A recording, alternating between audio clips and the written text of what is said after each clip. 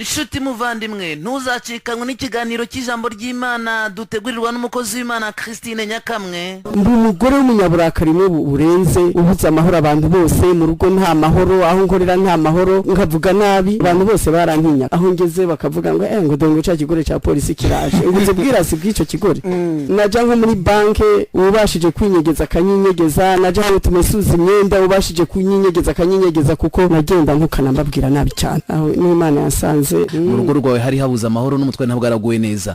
Ukimara kwakira Yesu Kristo umwami n'umukiza wawe, ni gute umutware wawe polisi deni yabyakiriye? Arambwira ngo wewe ndi jewe, ngo wewe jewe, ngo ushobora gukiza, ariko je nakiriye agakiza nyimba ariko bakizwa, ngo urakizwa we n'amahane yawe. Ntabwo ariko je nakakiriye pe. None icyagiye kumwemeza koko nakiriye agakiza kafashe, iryo joro narasinziriye pastor, nasinziriye nk'umubebe. Hanyuma rero naje gukurikirana ikiganiro cy'umumama umwe yitwa Christine Nyakamwe, kandi noneho yavugaga ko ngo nuko rero ngo Imana iruruka ivugana nanjye. Buri Imana arayizi bahuriye he, mfata nimero ze. Arongera aravuga ngo nuko rero ngo ntangira kumva ijwi ry'Imana, ngo Imana itangira kuvugana nanjye. Ndamutelefone, niko wavuze ngo nuko Imana iruruka, ngo wumva n'ijwi ry'Imana muravugana, muhurira hehe?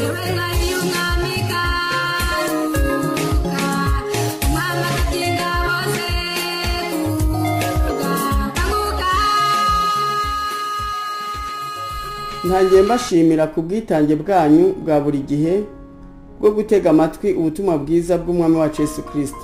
Uno munsi umwami wacu yasubiye kutugirira ubuntu bwo kuduha ijambo rye ridufasha kwitegurira umuzo we kuko uri bugufi.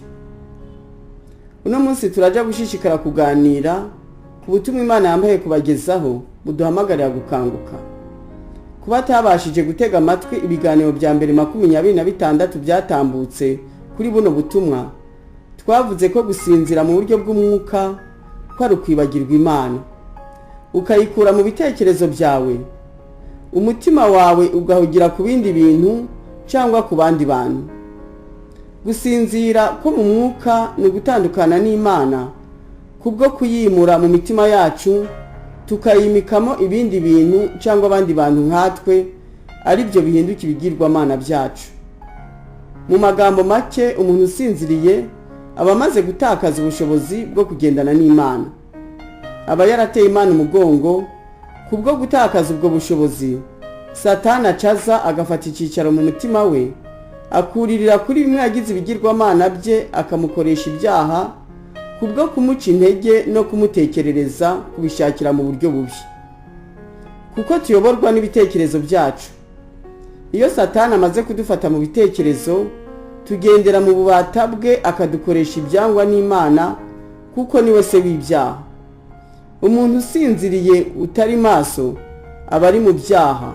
Niko gupfa kw'imitima yacu, niko gupfa k'ubugingo bwacu. Hano ni byiza ko twibukanya ko ibidusinzirije ko ari bituma tuva ku Mana, tukimura Imana mu mitima yacu, bikaba ari byo dushikamishaho imitekerezo byacu. Mu biganiro byatambutse twaraganiriye mu buryo burambuye ku bituma dusinzira n'ingaruka zo gusinzira mu buryo bw'umwuka. Twaratangiye no kuganira ku nama umwami wacu Yesu Kristo atugira kugira ngo duhore turi maso tutazatungurwa. Twavuze inama ya mbere atugira ko ari ukwitondera amategeko ye, ariyo yaya kwizera Yesu Kristo no gukundana nk'uko yadutegetse. Inama ya kabiri twaganiriyeho nuko tugomba kwirinda guteshuka ku masezerano twaye Imana n'abantu.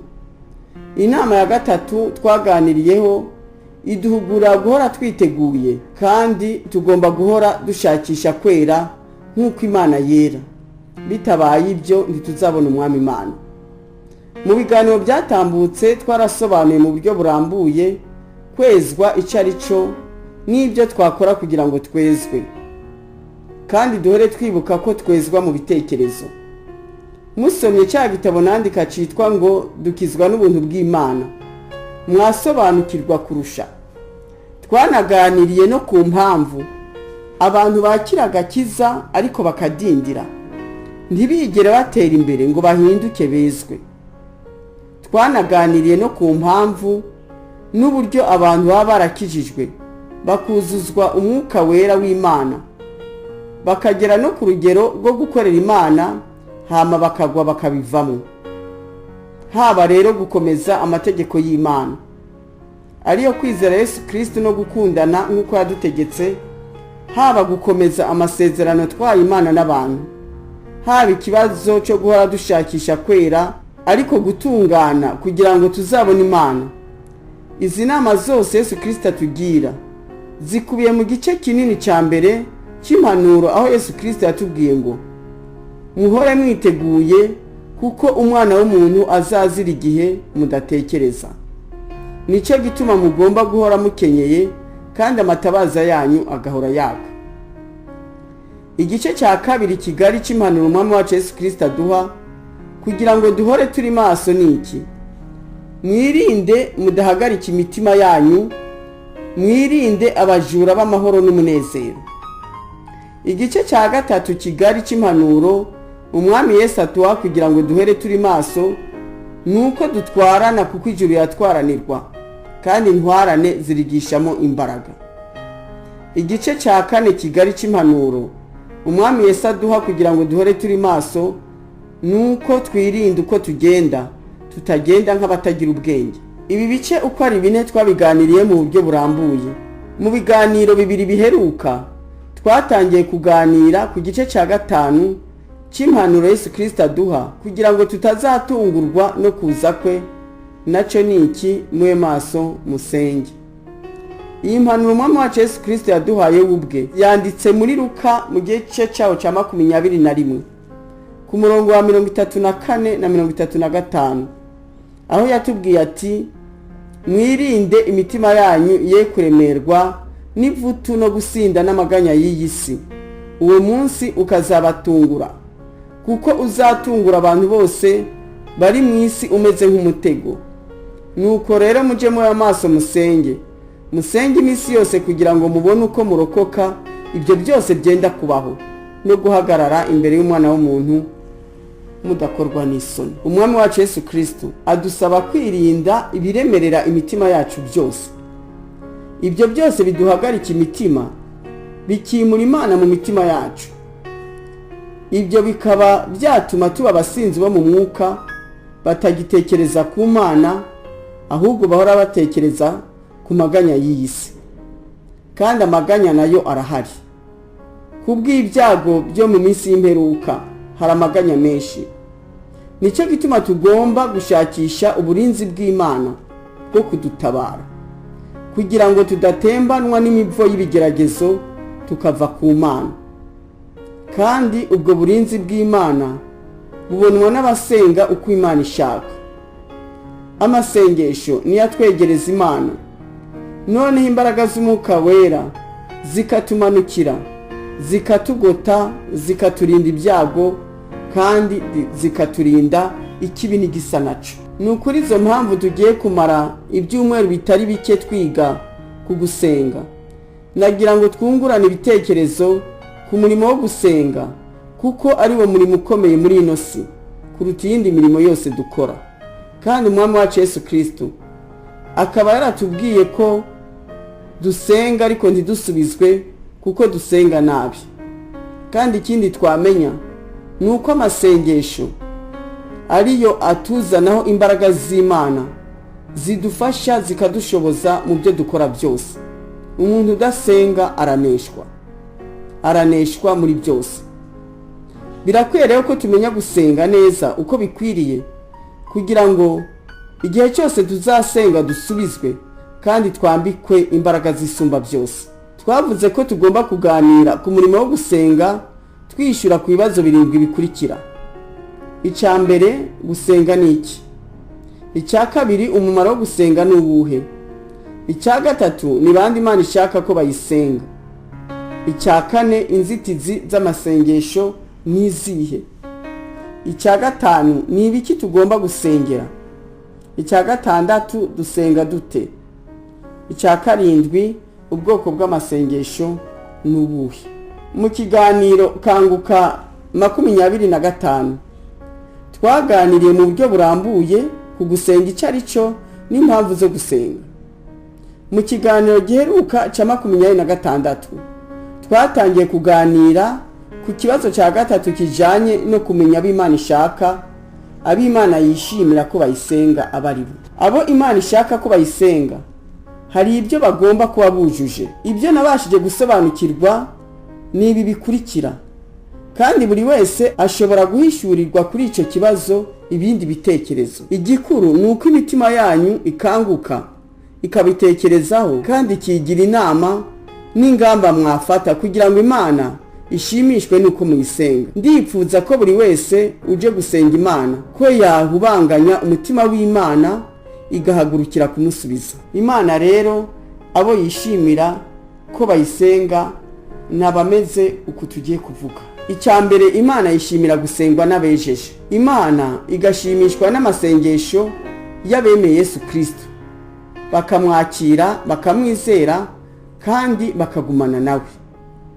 Imana kandi ishimishwa gusengwa n'abayubaha bakita ku izina rye. Imana kandi ishimishwa n'amasengesho y'abatoni be, abo ngabo bari kumwe nayo. Imana kandi ishimishwa no gusengwa n'abatuje, ntabwo ikunda gusengwa n'abantu bari mu nduru. Imana yishimira gusengwa n'abayishima bahora bibuka ibyiza ibakorera. Ikishimira gusengwa n'abakunda kubabarira abandi. Ikishimira kandi gusengwa n'abanyakuri, ndetse igakunda gusengwa n'abo yemera. Ubushize twaganiye ku gice cya mbere kitubwira ko Imana ishimishwa no gusengwa n'abejeje. Uno munsi turaganira ku gice cya kabiri, dutangire no kuganira ku gice cya gatatu. Icya mbere rero tugiye kuganiraho, Imana yishimira gusengwa n'abemeye Yesu Kristo bakamwakira, bakamwizera kandi bakagumana nawe. Umwami wacu Yesu Kristo niyo mpano ikomeye kandi y'igiciro cyinshi Imana yahaye abari mu isi yose. Byaba bibabaje harabanze kwakira iyo mpano hama bakaza kugira ibindi bashaka ku Mana, kuko ntabwo waba wanze umwana ngo uvuge ngo ukunze se. Mu by'ukuri iyo dufite Yesu Kristo tuba dufite byose, kandi iyo twakira Yesu Kristo tukamukomeza mu mitima yacu tukamwizera, Imana iratwishimira, ikatuganiriza kandi ikabana natwe. Umwami wacu Yesu Kristo yarabitubwiye mu bihe bitandukanye. Muri Yohana 15 ku murongo wa 7 yatubwiye ati, nimuguma muri nge amagambo yanjye akaguma muri mwe, musabe icyo mushaka cyose muzagihabwa. Arongera aravuga muri Yohana 14 ku murongo wa 21 n'uwa 23 na 24 ati, ufite amategeko yanjye akayitondera ni unkunda, kandi unkunda azakundwa na Data, nanjye nzamukunda mwiyereke. Arongera aravuga ati, umuntu wese nankunda azitondera ijambo ryanjye, na Data azamukunda, tuzaza ahari tugumane nawe. Birumvikana ko uri mu ijambo ry'Imana, kandi ijambo ry'Imana akaba ari we Yesu Kristo, akarigira mu mutima we rikaguma muri we, kandi akaryitondera. Niwe ukunda Imana n'umwana wayo, nabo bazamukunda bamwiyereke. None murumva umuntu nk'uwo amasengesho ye yareka kumumvikana gute? Ese yareka gushimisha Imana gute? Cyangwa se niki umutoni w'Imana yayiburana kandi ari umutunzi muri byose?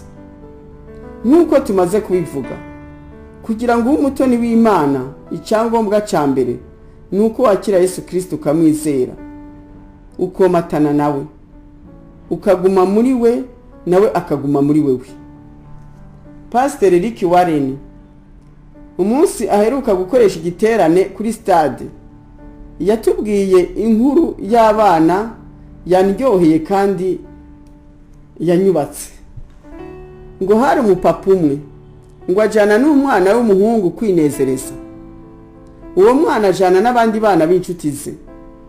Noneho ngo aho hantu ngo hari imikino myinshi y'abana, ariko ngo kugira ngo bakine bagomba kwerekana udutike baguze. Noneho uwo mupapa yagurira udutike umwana we akagurira na bagenzi be. Ngo hafi aho ngaho hari umwana w'imfubyi udafite umugurira agatike. Noneho yegera wa mwana, umuhungu wa mugabo, ngo aramubaza ati, none njyewe ko ntafite undi hira nabigenza gute ngo papa wawe nanjye angurira agatike? Umwana aramubwira ati, nta kindi wakora nuko uba inshuti yanjye gusa. Rero kwakira Yesu Kristo tukamubera inshuti biduhesha uburenganzira busesuye bwo kuba inshuti z'Imana, nayo ikagukorera ibyo wifuza byose. Umwami wacu Yesu Kristo niwe viza itugeza kwa Data no muri cya gihugu cyo mu ijuru dutegerezanye amatsiko yo kuzagituramo. Kandi Yesu Kristo aduhesha uburenganzira bwo kuzaragwa ibyasezeranijwe abakunzi b'Imana. Rero ntitukakerense agakiza ngo dukerense izina rya Yesu Kristo. Twakwanzura kuri kino gice tuvuga ku ijambo Imana yatubwiye mu Baroma mu gice cyaho cya 8 ku murongo wa 32, aho ijambo ry'Imana ritubwira riti, mbese ubwo itimanye umwana wayo ikamutanga ku bwacu twese, izabura gute kumuduhana n'ibyiza byose? None se nyene ubwo Imana itatwimye umwana wayo ikunda cyane, umwana w'igiciro cyinshi, yatwima ibiryo cyangwa imyenda cyangwa amazu cyangwa amasambu, amamodoka n'ibindi? Ibi byose ni bito cyane, kandi ku Mana kubiduha n'akabazo gato cyane. Ni no kwibaza gute umuntu yakwanga impano y'Imana y'agaciro kangana gutyo yabasha kugira ikindi atinyuka kwaka Imana nk'uko nari nabibabajije. Ubundi gusenga Imana waranze umwana wayo ni ukwibona imbere yayo. Ese natwe abana b'abantu, iyo umuntu yanze kwakira impano umuhaye umererwa gute? Tujye tumenya ko Imana atari igikinisho cyacu, kandi tujye tumenya ko tutagomba kwigira ibyo dushaka byose imbere yayo. Ijambo ry'Imana riri mu Baroma mu gice cyaho cya mbere ku murongo wa 28 riratubwira riti, kandi ubwo banze kumenya Imana nicyo cyatumye Imana ibareka ngo bagire imitima yabaye akahebwe bakora ibidakwiriye. Kwanga kumenya Imana ni ukwanga ijambo ry'Imana, kuko nibyo ritumenyesha Imana, kandi ijambo ry'Imana ni Yesu Kristo. Kwanga Imana rero ni ukwanga Yesu Kristo, kandi iyo wanze Yesu Kristo wawanze Imana. Bituma rero Imana ikureka. Urumva nyene iyo ikuretse ntuzayitabaza ngo igutega amatwi, izakwihorera, noneho Satani aba ari wakwegera. Kandi twese turabizi umurimo we ni ukwica no kurimbura. Rero niwanga Yesu Kristo nusenga hakubona umugisha w'Imana, uzabona umuvumo. Tugendane ubwenge kandi tugire ubwenge mu mibanire yacu yose, kandi tujye tumenya ko umugisha w'Imana tutagomba kuwitiranya n'ubutunzi bwo muri ino si. Umugisha w'Imana ni ukunyurwa n'ukuri, ukanyurwa n'ibyo ufite, ugahorana amahoro n'umunezero iminsi yawe yo kubaho yose. Ikindi cya kabiri tugiye kwigaho no munsi, Imana yishimira gusengwa n'abayubaha. Ijambo ry'Imana riri muri Malaki mu gice cyaho cya 3 ku murongo wa 16 rirabiduhishurira neza riti, maze abubahaga Uwiteka baraganiraga, Uwiteka agatega amatwi akumva, nuko igitabo kikandikirwa imbere ye cy'urwibutso rw'abubahaga Uwiteka bakita ku izina rye. Turagomba gusobanukirwa no kubaha Imana icarico, n'icyo twakora kugira ngo Imana idushyire mu mubare w'abayubaha. Tugomba kumenya neza uruhande turimo urwo ari rwo. Ese turi mu mubare w'abubaha Imana cyangwa turi mu mubare w'abasuzugura Imana?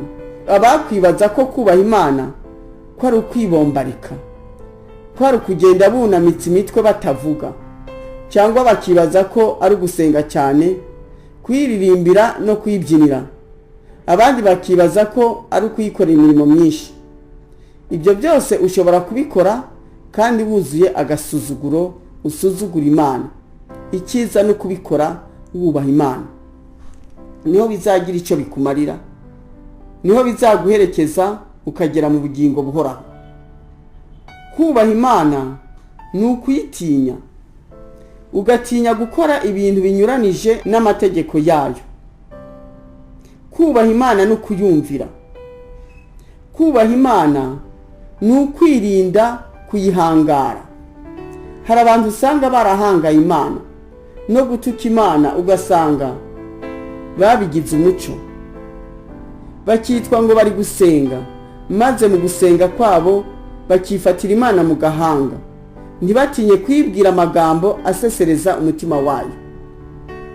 Umuntu yubaha Imana avugana n'Imana yicishije bugufi, agomba kwiyorosha imbere y'Imana, akamenya ko imbere y'Imana ko ntaco arico, ahubwo ko Imana ari we byose, kandi ko Imana ariyo mbaraga ze n'inkinzo imukingira. Nkimara gukizwa, Imana yampaye itegeko n'ijwi ryayo irambwira ngo ntuzigere umenyera, ndi Imana itamenyerwa. Tugomba kwirinda kumenyera Imana. Intumwa y'Imana Paulo niwe watubwiye ngo musoze agakiza kanyu mutinya, muhinda umushitsi. Tugomba kumva ko Imana ituruta cyane kandi ko ubwenge bwacu ntawe buhuriye n'ubwe, tukamwisunga muri byose. Utisunze Imana ngo yemere kuja munsi y'ubutegetsi bwe, ngo yemere kuyoborwa nawe, akigira umugarariji, akigira umunyabwenge wo gukora no kuvuga ibyo yishakiye, uwo ntaba yubaha Imana. Dushingiye ku buryo Imana yabidusobanuriye mu ijambo ryayo, abantu bubaha Imana barangwa n'ibintu bine. Icya mbere kibaranga ni ukuva mu bibi. Icya kabiri ni ukwitaho abakene. Icya gatatu ni uguha Imana ibyayo bakirinda kuyiba. Icya kane gukorera Imana ugakorera mu mpano zawe. Icya mbere rero kiranga abubaha Imana ni ukuva mu bibi. Ibi Imana y'ubwayo yarabidusobanuriye mu Migani 8 ku murongo wa 13, aho itubwira iti kubaha Uwiteka no kwanga ibibi. No mu Migani 14 ku murongo wa 2 naho nyene yaratubwiye iti ugenda atunganye yubaha Uwiteka, ariko ugoreka inzira ze abayisuzuguye. Muri aya magambo ko ari abiri, birumvikana ko kubaha Imana ko ari uguhinduka, tukava mu ingeso mbi tukagira ingeso nziza. Kubaha Imana ni ukuvuka ubwa kabiri, tukava mu nzira yo gukiranirwa tugahinduka abakiranutsi. Imana rero nk'uko yabivuze ngo abubahaga Uwiteka baraganiraga. Imana ikunda gusengwa n'abashakashaka uburyo bwose bwo kuva mu bibi. Abahora bashakashaka uburyo bava mu irari ribakururira mu byaha, bakava mu kwikunda bakagira urukundo nk'urwari muri Yesu Kristo rubahesha kwirinda ibyaha. Uwiteka asengwa n'abagerageza kwishushanya na Yesu Kristo, umwana w'Imana, kuko niwe mfura yacu imbere ya Data. Imana rero ikwiye gusengwa n'abagera ikirenge cyabo mu cya Kristo, bagahora bashakisha kugira umutima nk'uwari muri Yesu Kristo. Ijambo ry'Imana riri muri Zaburi mu gice cyaho cya 34 ku murongo wa 16 na 17 riratubwira riti amaso y'Uwiteka ari ku bakiranutsi n'amatwi ye ari ku gutaka kwabo, naho igitsure cy'Uwiteka kiri ku banyabyaha kugira ngo amareho kwibuka kwabo mu isi. Abakiranutsi baratatse Uwiteka arabumva, abakiza amakuba n'ibyago byabo byose. Uwiteka aba hafi y'abafite imitima imenetse kandi akiza abafite imitima ishenjaguwe. Rero nyimba wipfuza ko Imana iguhozaho amaso yayo, igahora iteze amatwi ibyo uyibwira kugira ngo igusubize, kora ibishoboka byose kugira ngo ikwishimire. Gerageza guhora ushimisha umutima wayo wera mu kuva mu bibi, wera nkayo. Kandi iyo dusomye mu Baroma mu gice cyaho cya mbere dusanga abantu baranangijwe kuva mu bibi no kurarikira kwimura Imana, aho Pawulo avuga ko ubuhenebere bwatewe no kwimura Imana. Ibi narabisobanukiwe cyane kandi naranabisobanuye rwose muri cya gitabo nise ngo dukizwa n'ubuntu bw'Imana. Ntihazagire urimbuka kubwo kutamenya uburyo yava mu irari, kuko yananiwe no kugura igitabo cya 500. Tugarutse ku murongo wa 28, twari tumaze kuganira mu gice kitubwira ko Imana yishimira gusengwa n'abemeye Yesu Kristo, aho ijambo ry'Imana ridusobanurira uburyo abo bantu buzuye irari bananiwe kuva mu ngeso mbi kuko banze kumenya Imana. Noneho ko banze kuyimenya bakaguranira ukuri kw'Imana gukurikira ibinyoma, nayo irabareka ngo bagire imitima yabaye akahebwe, bigatuma bakora ibidakwiriye, bakuzura gukiranirwa k'uburyo bwose n'ububi butandukanye. Iri jambo ngiye kurigarukaho, naho narimaze kurivuga mu gice cya mbere. Ngiye kurigarukaho kuko ni ijambo rikomeye cyane, kugira ngo umuntu wese asobanukirwe n'ingaruka zo kudashira ishaka mu kumenya Imana no mu kumenya ubushake bwayo, kugira ngo abashe kuva mu bibi, abashe kuva mu bitagira umumaro, nawe abashe kwera nk'uko Imana yera. Ijambo ry'Imana yatubwira duhereye noneho ku murongo wa 25 kugeza ku wa 32 riti: kuko baguraniye ukuri kw'Imana gukurikiza ibinyoma, bakaramya ibyaremwe bakabikorera kubirutisha Imana rurema, ariyo ishimwa iteka ryose. Nicyo cyatumye Imana ibarekera kurarikira kwabo, ndetse bigeze ubwo abagore babo bakoresha imibiri yabo uburyo bunyuranye n'ubwo yaremewe, kandi n'abagabo nuko bareka kugirira abagore ibyo imibiri yabo yaremewe, bashushwa no kurarikirana. Abagabo bagirirana n'abandi bagabo ibiteye isoni, bituma mu mibiri yabo bagarurirwa ingaruka mbi ikwiriye kuyoba kwabo. Kandi ubwo banze kumenya Imana, nicyo cyatumye Imana ibareka ngo bagire imitima yabaye akahebwe, bakora ibidakwiriye, buzuye kukiranirwa kose n'ububi no kurarikira n'igomwa, buzuye n'ishari n'ubwicanyi n'intonganya n'ubugambanyi no gukina ku mubyimba no gusebaniriza mu byongorerano, n'abatukana, n'abanga Imana, n'abanyagisuzuguriro, n'abirarira, n'abahimba ibibi, n'abatumvira ababyeyi, indakurwa kwizima, n'abava mu masezerano, n'abadakunda babo, n'intababarira. Nubwo bamenye iteka ry'Imana yuko abakora ibisa bityo bakwiriye gupfa, uretse kubikora ubwabo bonyene, bashima n'abandi babikora. Rero nitunanirwa kumenya ibyo Imana ishaka, tugakurikiza ibijanye n'irari ryacu, tukimura Imana, izatureka noneho Satani atwifatire, adukoreshe ibikozasoni n'ibyaha by'uburyo bwose.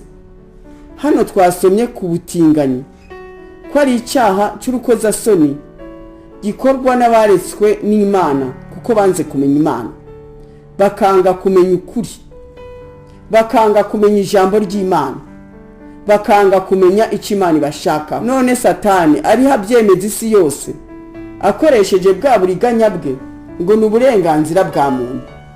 Umuntu agira burenganzira ki adahawe n'Imana? Cyangwa ubwo burenganzira bunyuranije n'iby'Imana ishaka? Ubwo burenganzira buduha gukora iby'Imana itubuza itwihanangirije. Ni uburenganzira ki ko ari ukugarariza Imana? Isi igeze habi, aho ibyaha by'indengakamere nk'ibyo byatumye Sodoma na Gomora hatwikwa. None abantu bakaba basigaye babikorera ku mugaragaro ngo niko bateye. Abategetsi nabo bategeka iyi si bakabishyigikira. Inteko nshinga amategeko zigaterana z'abantu bazi ubwenge ngo zishireho amategeko aho uburenganzira abantu basangiye ibitsina kugira ngo bubake ingo barongorane ku mugaragaro. icyagiye kumbabaza c'indengakamere nuko umwe mu bategetsi bakomeye b'iyi si amaze gutoza iryo shano mu gihugu cye aravuga ngo niyo ntsinzi ikomeye igihugu cye kigezeho muri uno mwaka wa 2015. nuko amaze kwerekeza abaturage Imana yamuhaye kuyobora mu irimbukiro arishima aranezerwa yishira hejuru. Torero ry'Imana, duhaguruke dusenge turebe ko twahosha uburakari bw'Imana. Abagore munzi kurira, muze tuborogera Imana idutabarira abana batazahitanwa n'ico kiza. Urubyiruko rwo muri ino si rurageramiwe na Satani. Muhaguruke dusenge dutakira Imana ihoshe uburakari bwayo idutabarire urubyaro. Abamaze gufatwa n'iyo virisi ya Satani nibace bugufi bihane vuba na bwangu Imana ibatabara. Haracariho ibyiringiro kuko Imana iri yacicaye ku ntebe yayo y'imbabazi.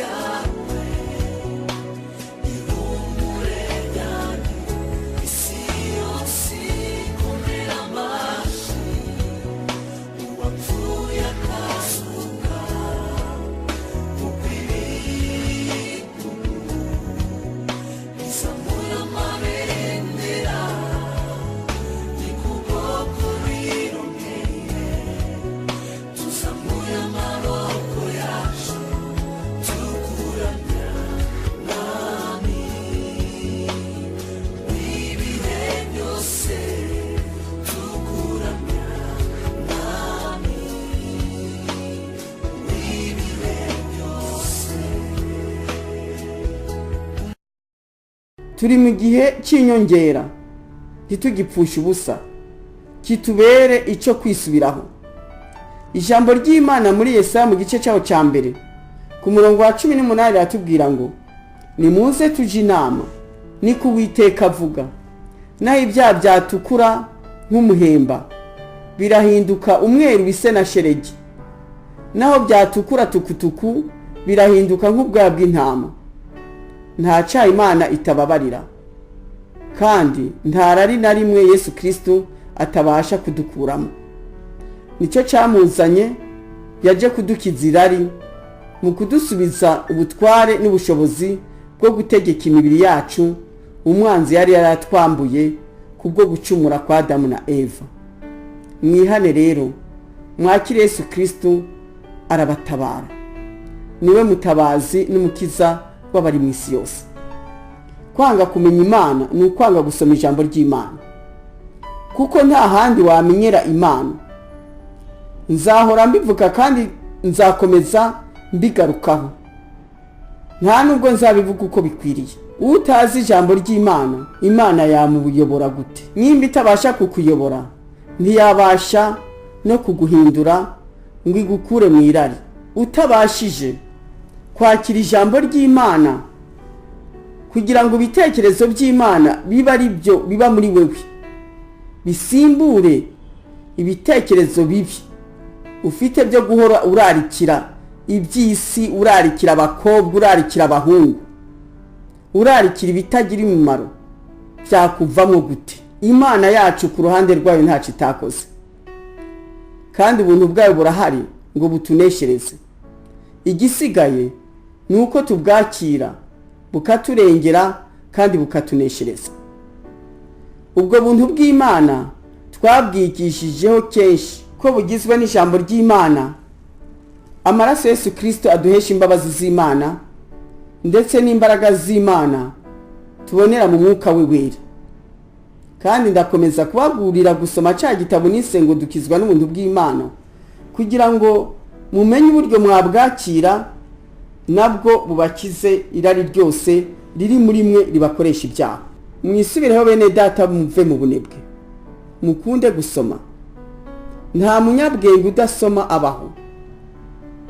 None ko mukunda gusoma ibibahesha ubwenge bwo mu isi kugira ngo muzabone imibereho myiza, mubashe kurya ifiriti na mayoneze ariko ibibahesha ubugingo buhoraho ntimubyitayeho. ibyo ari byo byose iby'Imana naho mwarara mutega amatwi mukaja ndetse no mu biterane byinshi, turetse ko nabyo ari byiza, hari ubumenyi tuhakura, ariko ntabwo bikwiriye byonyine kugira ngo mumenye Imana, mumenye n'uburyo mwava mu cyaha, mudafashe umwanya wo kwisomera ijambo ry'Imana ngo muritekerezeho, murifate ku mutwe, murizirike mu mitima yanyu, nimurangiza muryibwire amanywa n'ijoro, ntabwo mwazamenya Imana ngo mumenye n'uburyo mwava mu bibi.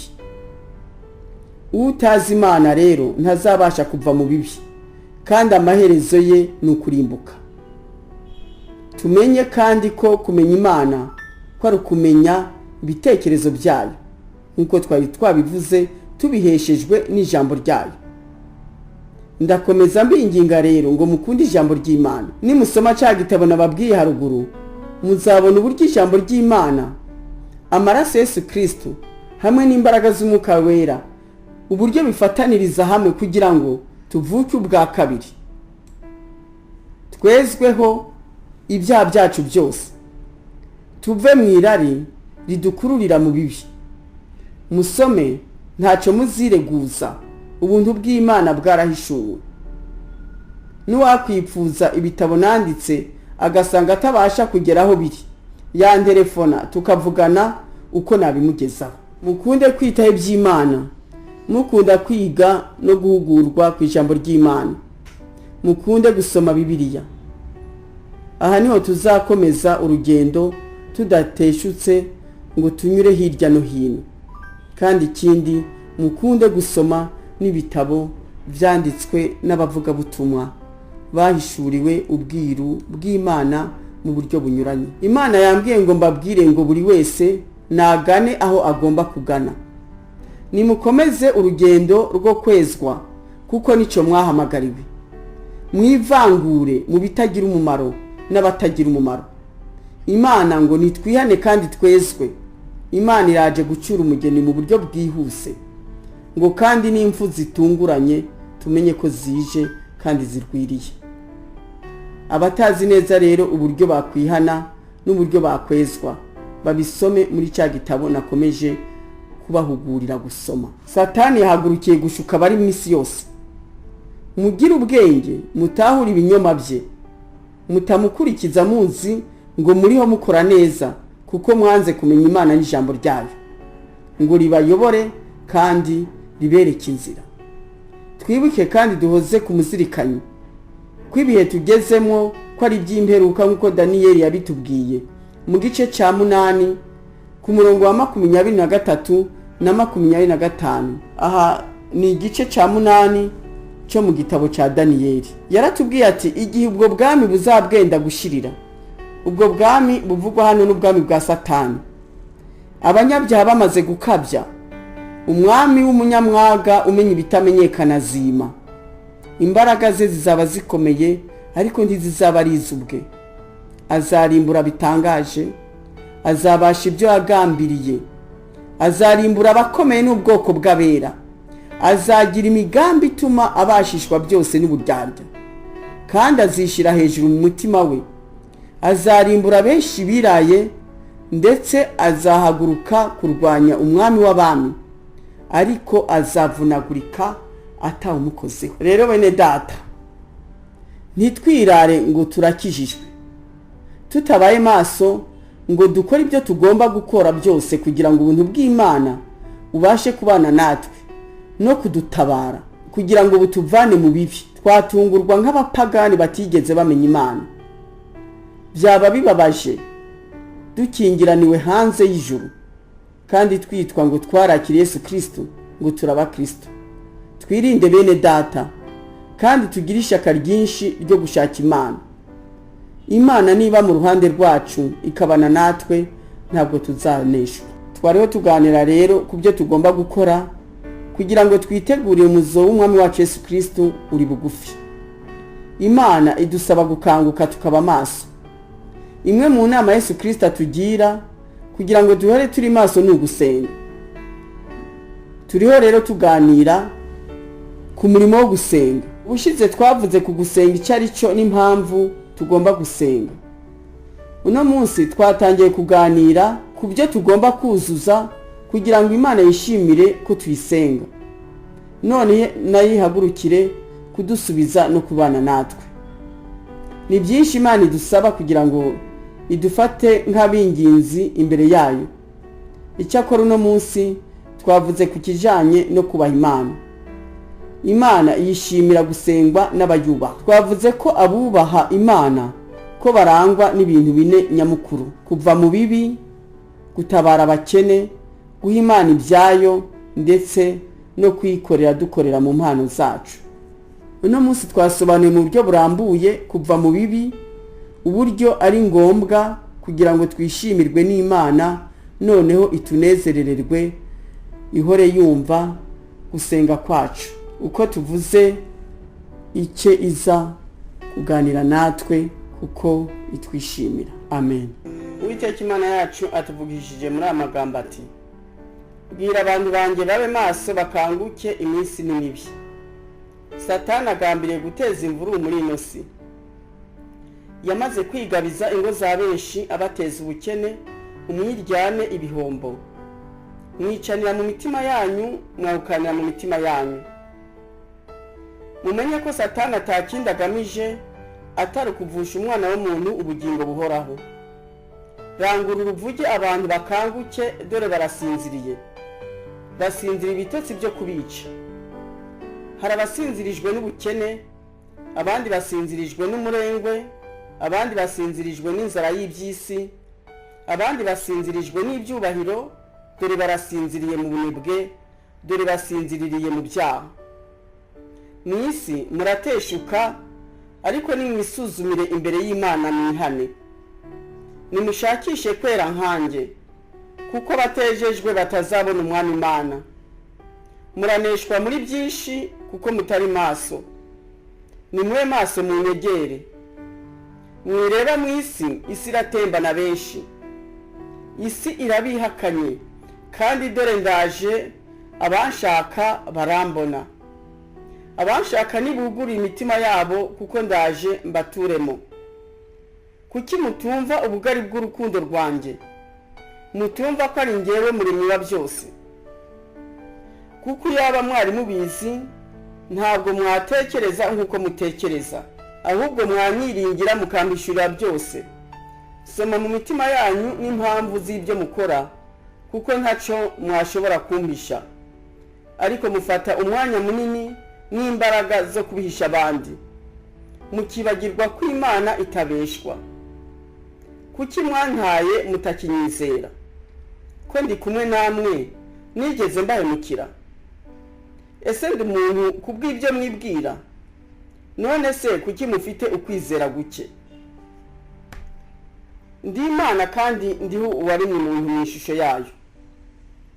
Ndi Imana iri uko yahoze, kandi niko nzaguma simpinduka. Ndi umwami ubatabaye ku rugamba. Mumara umwanya munini mushidikanya kuri kazoza kanyu, ku iherezo ry'ibyo murimo. Muhorana ubwoba bwo gutera muje imbere no guhangara ubuzima. Muharanire kunyurwa nuko muri. N'igihe gito ngo abatoranijwe baherere mu kuboko kwanjye. Mwebwe ikibazo mufite, muririra umubiri hakuririra ubugingo. Nimba unyizeye, menya neza ko ndi kumwe nawe, kandi kubaharanira gukora ibyiza bagahora bakora ubushake bwanjye, ndaje mbagwanirire. Mugire urukundo, muharanire gukora imirimo yo kwizera.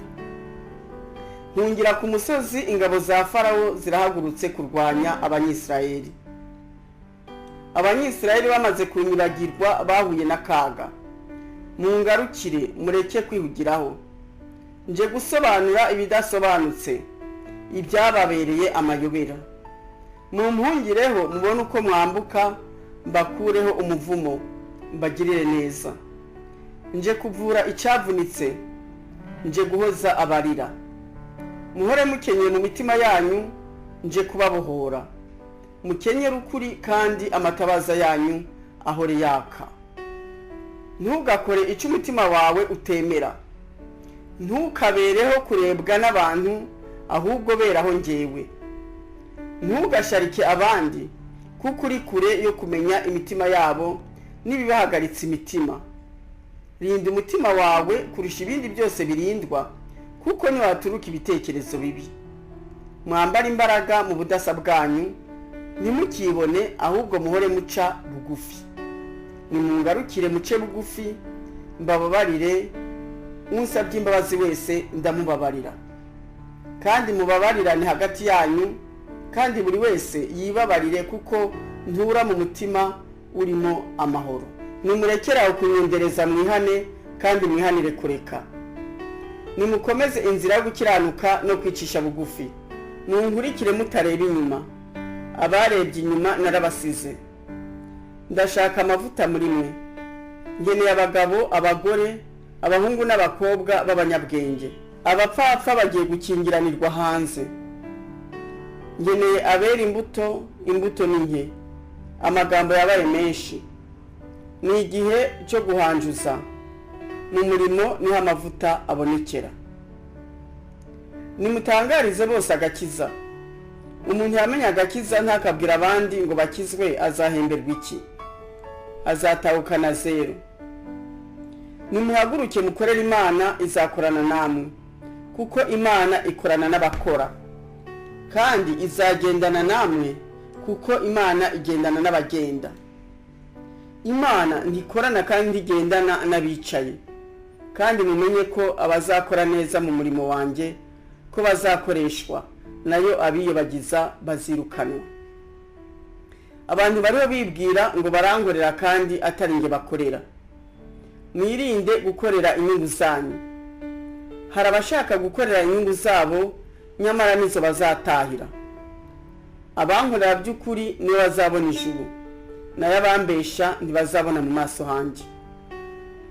Kandi izo ndyarya n'ababeshi ibyabo nta mwanya bizamara, ibyabo bigiye kuja ku mugaragaro. Abantu bagiye kubona akaga kuko bifurije abandi bibi. Uwasabiye abandi umuvumo niwe ugiye kugeraho. Abakunze ubugome ngiye kubaha ibyo basabye babisabira abandi.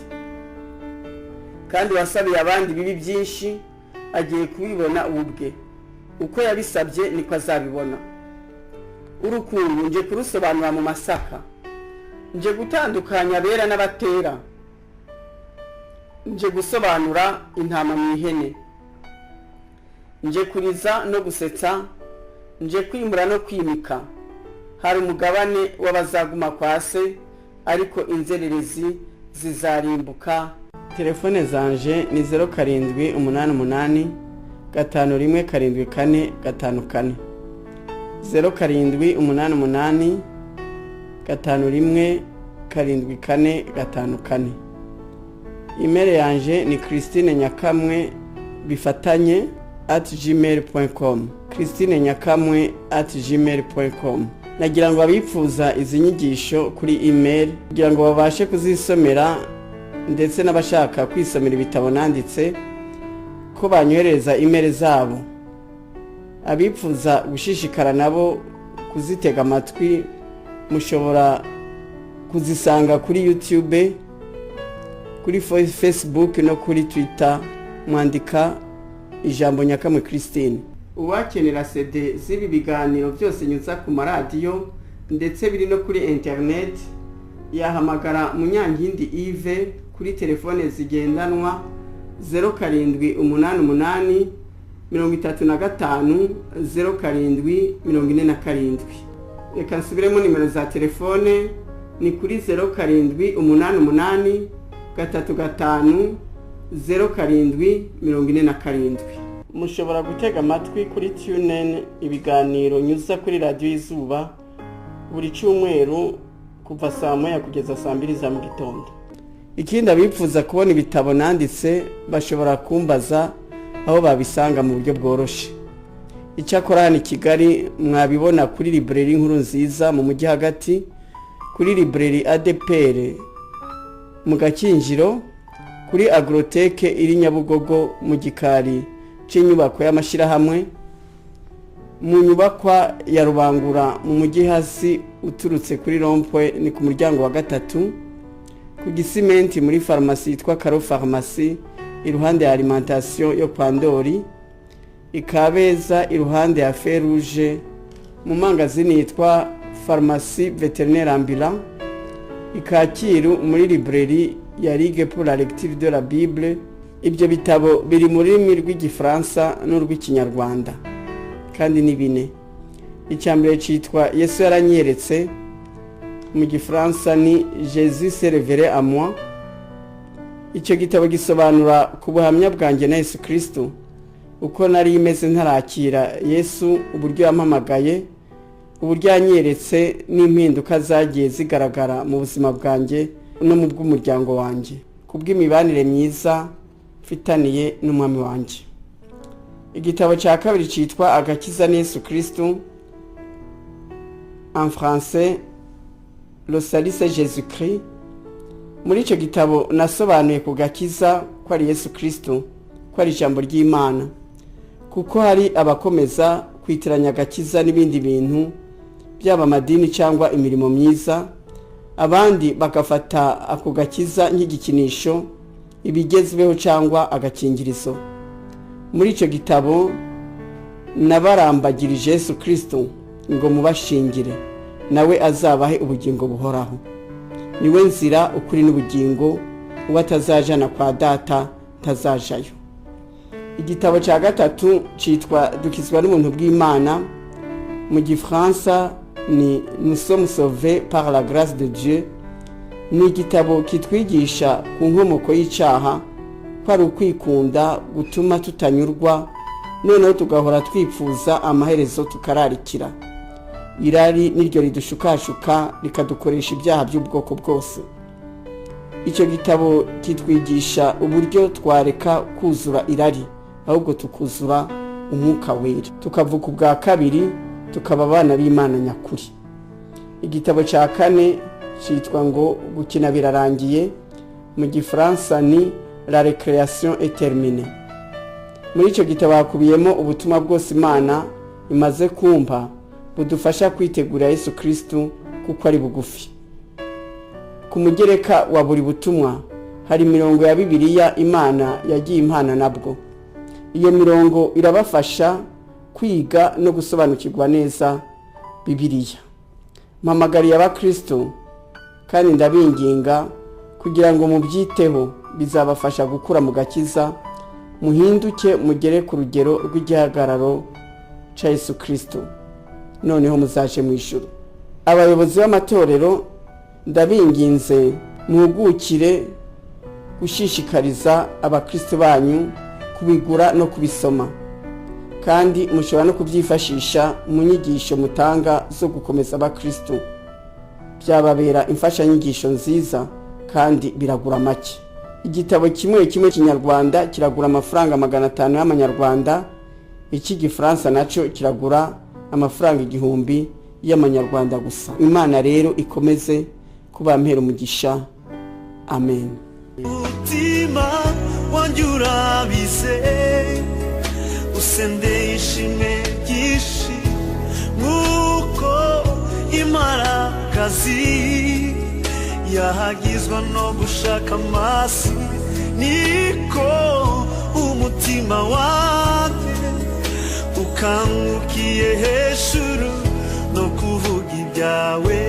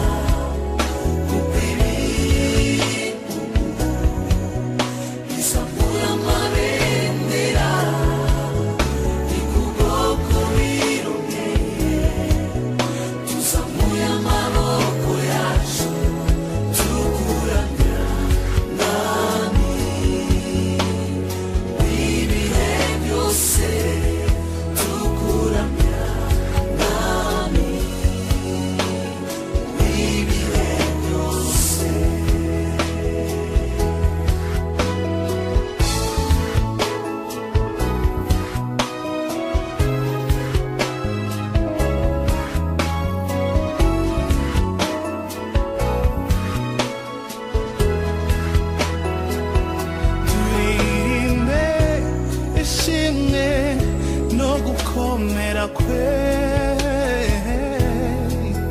n'izuba rimurikira ubugingo bwanjye umvura ambera ubwugamo amenya ibigoye umutima wanjye ibiti bigurumanamo ibyishimo imbaraga izina ryawe urumuri ryanjye isi yose wapfuye akazuba